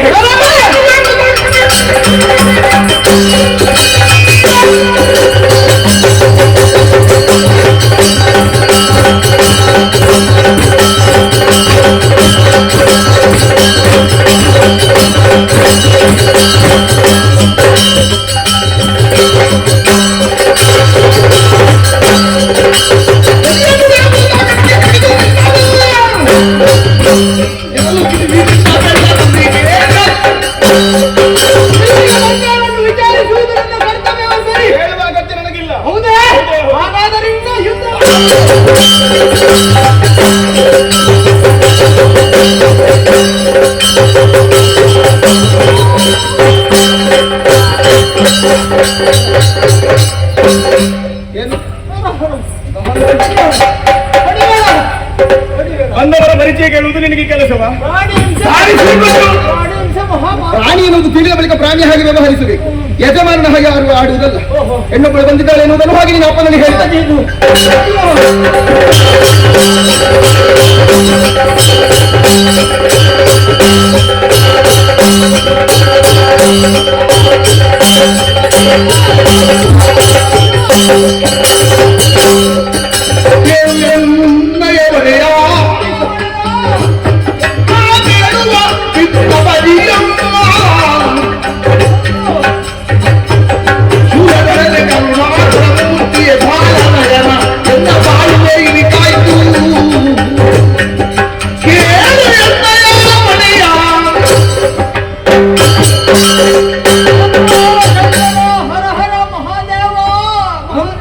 ನಂದೀಶ ಎದ್ದೇಳಯ್ಯ, ಏನು ಮೈ ನಡುಗುತ್ತಾ ಇದೆ? ಇಲ್ಲಿಗೆ ಓಡಾಡಿಕೊಂಡು ಬಂದಿದ್ದಿ? ನಿಮ್ಮ ಆದೇಶದಂತೆ ಕೈಲಾಸ ಪರ್ವತವನ್ನು ಕಾಯುತ್ತಾ ಇದ್ದವ ನಾನು. ನಿಜ. ಆದ್ರೆ ಕೈಲಾಸದ ತಪ್ಪದಲ್ಲಿ ಜನಸಂದಣಿ ಕಾಣುತ್ತಾ ಇದೆ ಎನ್ನುವ ಹಾಗೆ ಹೋಗಿ ನೋಡುವಾಗ ಯಾರೊಬ್ಬಳಾಕಿ ಎಂದಂತೆ ಹೆಣ್ಣು. ಹೌದು, ಏನಂತೆ? ಕೈಲಾಸ ಪರ್ವತಕ್ಕೆ ಬಂದಿದ್ದಳು. ನನ್ನ ವಿಚಾರಿಸಿದಂತಹ ನನ್ನನ್ನು ಬಡಿದು ಕಳುಹಿಸಿದ್ದಾಳೆ.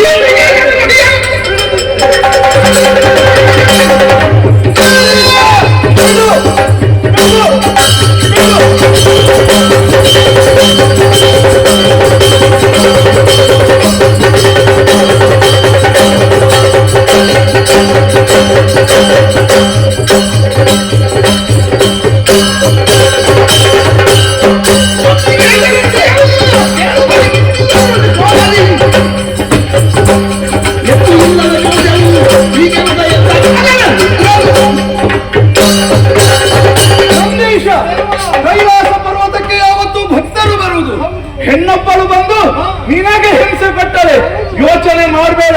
ನಮ್ಮವರೆಲ್ಲರನ್ನು ಸೇರಿಕೊಂಡು ಅವಳನ್ನು ವಿಚಾರಿಸುವುದಕ್ಕಾಗಿ ಈಗಿಂದೀಗಲೇ ಹೊರಟು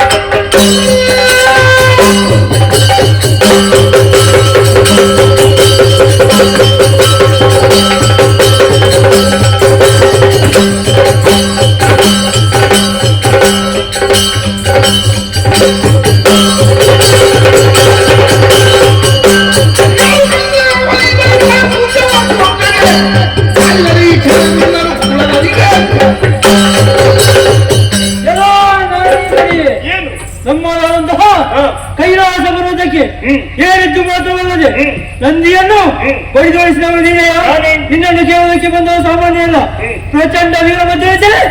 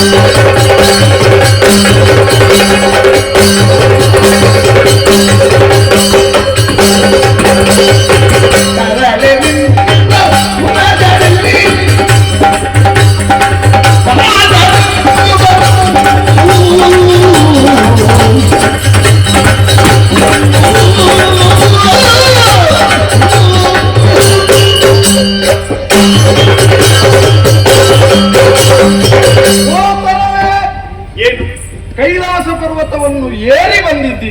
ನಿಜ, ನೀನೊಬ್ಬನೇ ಅಲ್ಲ, ಅನೇಕ ಮಂದಿ ಇಲ್ಲಿ ಅವತ್ತೂ ಬರುತ್ತಾರೆ. ಸರಿ, ಪರಮೇಶ್ವರನನ್ನು ಪೂಜಿಸಿ ಮೆಚ್ಚಿಸಿ ಪ್ರಸಾದವನ್ನು ಕೊಂಡು ಹೋಗುತ್ತಾರೆ. ಓಹೋ, ನೀನು ಬಂದ ರೀತಿ ಹಾಗಿಲ್ಲ. ಮತ್ತೆ ಕೈಯಲ್ಲಿ ಧನುಸ್ಸನ್ನು ಹಿಡಿದಿದ್ದಿ, ಜಟ್ಟಿ ಚಲ್ಲನವನ್ನು ಬಿಗಿದುಟ್ಟಿದ್ದಿ. ನಿಜ, ಬರುವಾಗಲೇ ತಡೆದಂತಹ ನಂದೀಶನಿಗೆ ಬಡಿದಿದ್ದಿ. ನಾನೇ.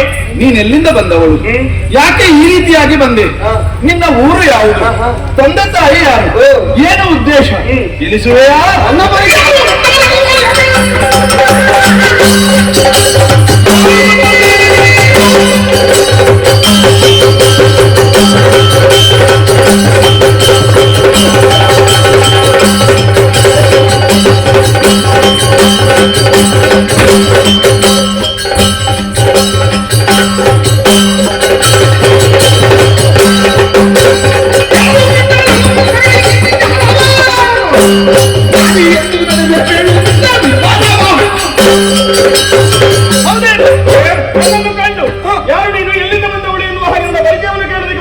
ಕೇಳಬೇಕಾದರೆ ಪ್ರಶ್ನೆ, ಯಾರು ಕೊಟ್ಟರು ನಿನಗೆ ಅಧಿಕಾರವನ್ನು? ಏನು ನನ್ನ ಪರಿಚಯವನ್ನು ಕೇಳುವಂತಹ ಅಧಿಕಾರ ನಿನಗೆ ಯಾರು ಕೊಟ್ಟರು?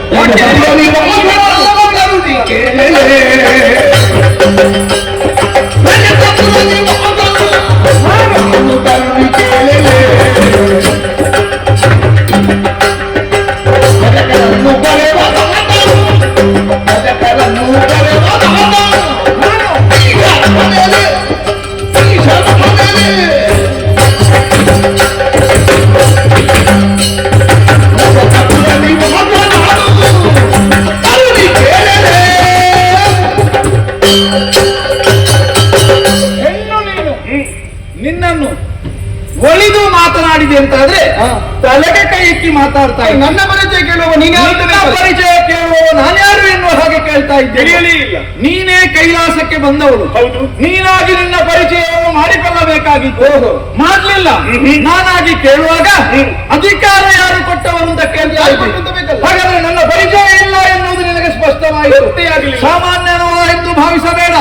ರಜತಾದ್ರಿ ವಾಸ ಕೈಲಾಸದಲ್ಲಿರುವಂತಹ ಪ್ರಭು ಪರಮೇಶ್ವರನಲ್ಲೇ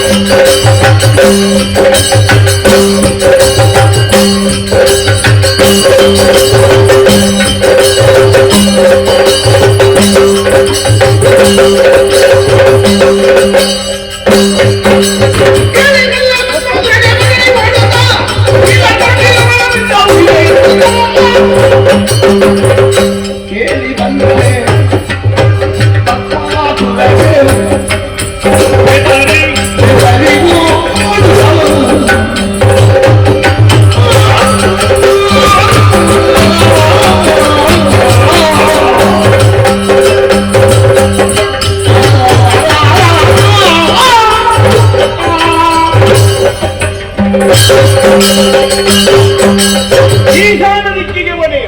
ಹೌದಾ? ಪರಮೇಶ್ವರ ನಾನೇ. ತಿಳಿದಿದ್ದೇನೆ. ಏನು? ನೀನೇನು ನಿನ್ನ ವಿಚಾರವೇನು ಎನ್ನುವುದನ್ನು ಚೆನ್ನಾಗಿ ಅರ್ಥವಿಸಿಕೊಂಡವಳು ನಾನು. ಹಾಗಾದ್ರೆ ಓದಿದ್ದಿ ಅಂತ ಗೊತ್ತಾಯ್ತು. ಹೌದೌದೌದು. ಏನು? ಈ ಹಿಂದೆ ನಡೆದಂತಹ ಘಟನೆ ಯಾವುದದು? ಭಸ್ಮಾಸುರನ ಕಥೆ.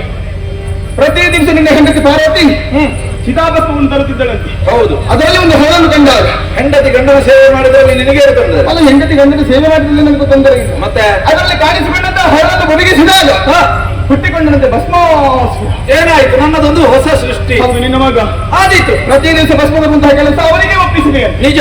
ಒಂದು ದಿನ ಭಸ್ಮ ತರುವುದಕ್ಕೆ ಆಗಲಿಲ್ಲ ಎನ್ನುವಂತಹ ವಿಚಾರವನ್ನು ಬಂದಾಡಿ. ಯಾಕೆ? ಯಾಕೆ? ನಿನ್ನ ಹೆಂಡತಿಯನ್ನು ಪಡೆಯಬೇಕೆನ್ನುವಂತಹ ಉದ್ದೇಶ. ಆ ಕಾಲಕ್ಕೆ ಅವರಿಗೆ ಉಳಿ ಹಸ್ತ ಎನ್ನುವಂತಹ ವರವನ್ನು ನೀನೇ ಕೊಟ್ಟದ್ದಲ್ವಾ? ಹೌದು. ಭಕ್ತರಿಗೆ ಅನುಗ್ರಹದಾಯಕವೇ ನಾನು. ಕೊಡುವಾಗ ಆಲೋಚಿಸಬೇಕಾಗುತ್ತದೆ. ಏನು ಆಲೋಚನೆ? ಮತ್ತೆ ತಿಳಿಯದೆ ಕೊಟ್ಟ ಕಾರಣದಿಂದಾಗಿ ತಾನೇ ಅವ ನೀನು ಕೊಟ್ಟಂತಹ ವರವನ್ನು ನಿನ್ನ ಮೇಲೆ ಪ್ರಯೋಗಿಸಬೇಕೆ ಮುಂದಾದ. ಅವ ದುರುಪಯೋಗಗೊಳಿಸಿದೆ. ನೀನು ಆಲೋಚಿಸಬೇಕಿತ್ತು. ಏನು ಆಲೋಚನೆ? ಅದರ ಕುರಿತಾಗಿ ಆಲೋಚಿಸಿ ವರವನ್ನು ಕೊಟ್ಟು ಪರಿಣಾಮವು ನಿಮ್ಮ ಮಗನಿಗೆ ಹೆದರಿ ಓಡಿ. ಅವ ಉಳಿದಿದ್ದಾನ? ಅಲ್ಲ, ಓಡಿದ ಹೌದಲ್ವಾ? ಏನು? ಅವ ಅಳಿದದ್ದು ನಿನ್ನಿಂದ ಅಲ್ಲ. ಅಲ್ಲಿ ಹೋದದ್ದು ಶ್ರೀಹರಿಯ ಬಳಿ. ಅವ ಮೋಹಿನಿ ರೂಪವನ್ನು ತಾಳಿ ಬಳಿಕ ಕೊಂದದ್ದು. ಸರಿ. ಆದರೂ ಭಸ್ಮಾಸುರನಿಗೆ ಹೆದರಿ ಓಡಿದವ ನೀನು.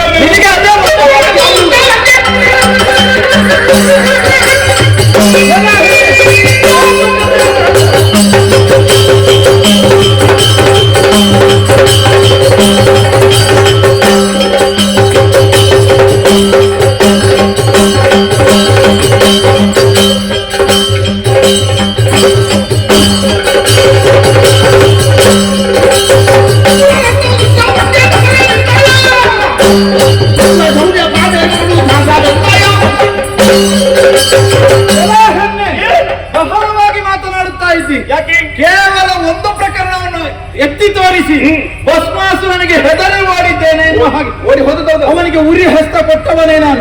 ಉರಿ ಹಸ್ತವನ್ನು ಹೇಗೆ ಶಮನಗೊಳಿಸಬೇಕು ಎನ್ನುವ ಹಾಗೆ ತೀರ್ಮಾನಿಸುವುದಕ್ಕಾಗಿ ಹರಿಯಲ್ಲಿಗೆ ಓಡಿದ್ದು. ಎಲ್ಲೆಲ್ಲಿ ಓಡಿದ್ದಲ್ಲ, ಆ ಒಂದು ಪ್ರಕರಣ. ತ್ರಿಪುರಾಸುರನನ್ನು ಕೊಂದ ಕಥೆ ಗೊತ್ತುಂಟ. ನಾನೇ ವರವನ್ನು ಕೊಟ್ಟು ನಾನೇ ಅವರನ್ನು ನಿಗ್ರಹಿಸಿದ್ದೆ. ಅಂತಹ ಸಾಮರ್ಥ್ಯವುಳ್ಳವ ನಾನು. ನೀನು ಕದನಕ್ಕಾಗಿ ಬಂದಿದ್ದೀಯ, ನಿನ್ನನ್ನು ಬಿಡ್ಲಿಕ್ಕಿಲ್ಲ.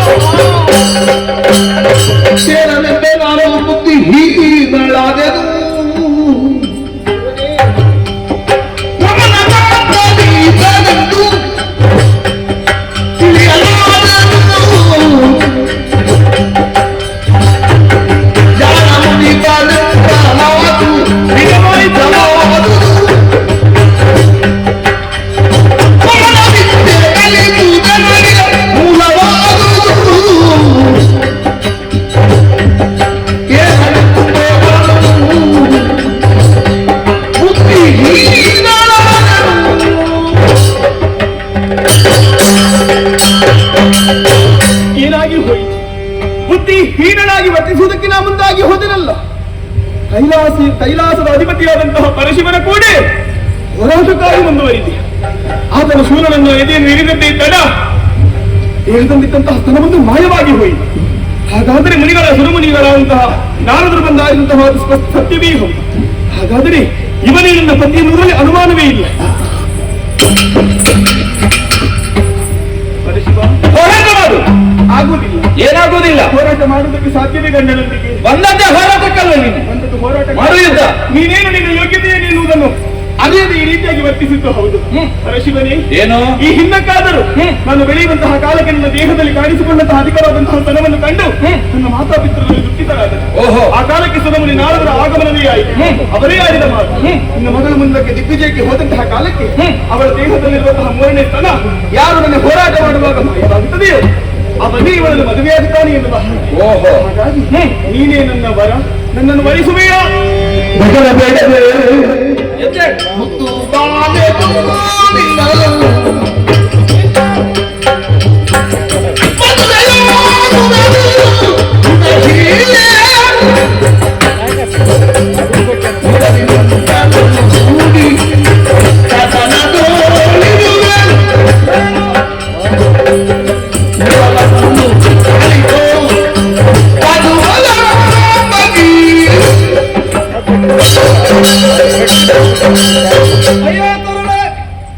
ಹೋರಾಟಕ್ಕೆ ಮುಂದಿಳಿದಾಗ ಸೋತು ಹೋದೆ.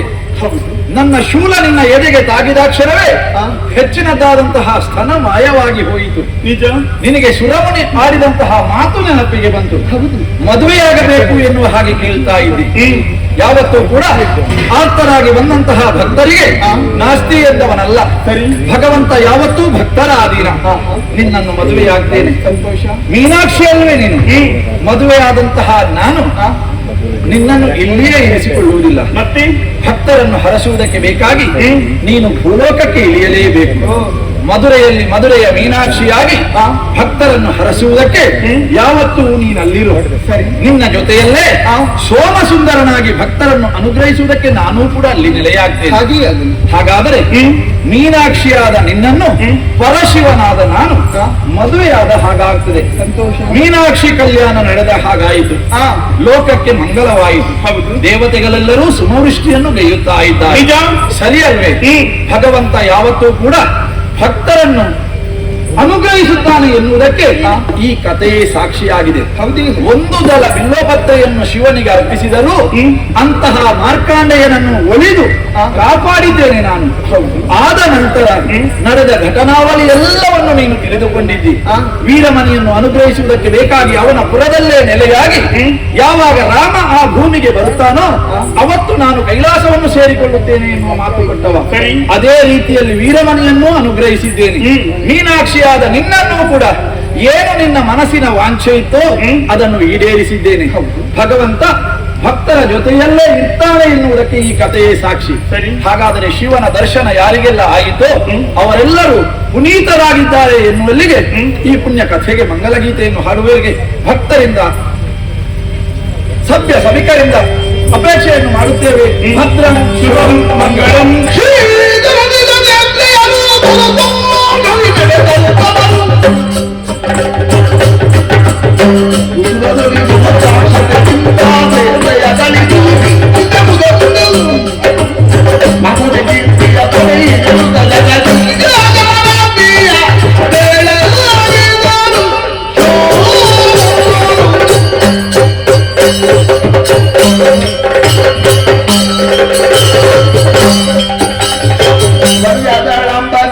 ಜಯ ಮಂಗಲಂ ನಿತ್ಯ